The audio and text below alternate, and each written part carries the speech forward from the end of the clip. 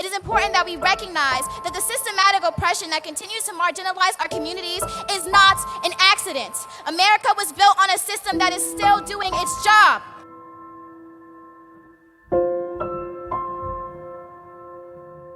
I am one of the millions of young black women who make up the backbone of the American progressive movement. Like too many of us, my journey of activism started by a senseless act of gun violence when a fellow student opened fire in my classroom in Parkland, Florida. As I laid beneath the lifeless body of my classmate Nicholas Doret to survive, as bullets riddled my classmates, as my screams melted into the cries of the wounded, I was then born again with a voice that cannot and will not be muzzled. While the details of my story may be different from other impacted youth, my brush of death by a gun is an experience that is shared by too many of our generation. I am not the first in my family to be affected by gun violence. My Uncle Patrick was gunned down in the streets of Brooklyn, New York at the age of 18, just months after being beaten by NYPD, who deemed his black body in a white neighborhood a threat. Gun violence is pervasive and extends well beyond high-profile mass shootings. This violence is not inherent or a coincidence. It is a result of poor choices made by policymakers that all too often have racial undertones associated with it. The flow of guns into already struggling communities is often facilitated by white gun store owners who look the other way as traffickers buy guns used to terrorize black communities. Gun violence extends beyond the path of a bullet and creates multi-generational cycles of poverty as well as social and economic injustices.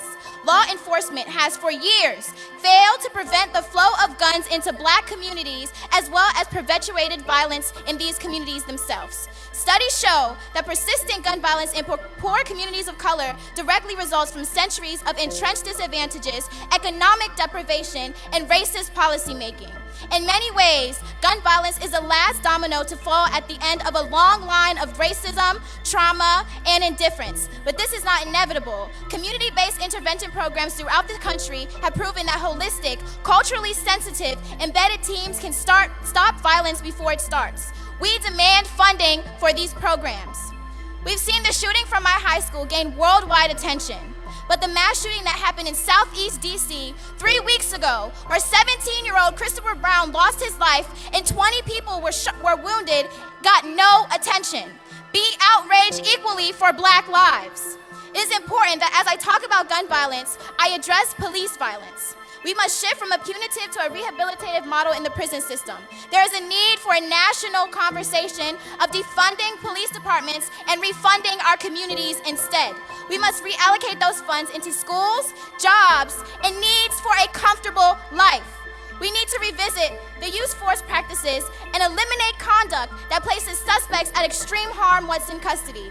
As has been established, officers nationwide lack accountability. For an officer who knows that he can kill an unarmed black man or woman and only get paid desk duty as an assault, anything less than that is business as usual.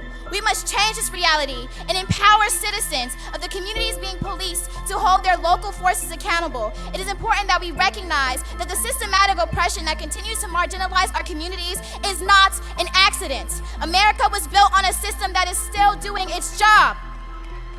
Police violence is gun violence, and gun violence is a leading cause of death for black youth. We demand to live in peace. We demand to live in spaces where the best of black culture can thrive, where black men are more likely to have a mortgage and a picket fence than a record, where black women are business executives and vice presidents, where our trans sisters and brothers don't fear being themselves. But this dream that Rev. Al Sharpton, that Martin Luther King III have for black Americans cannot be realized until we have a federal government with our best interests at heart.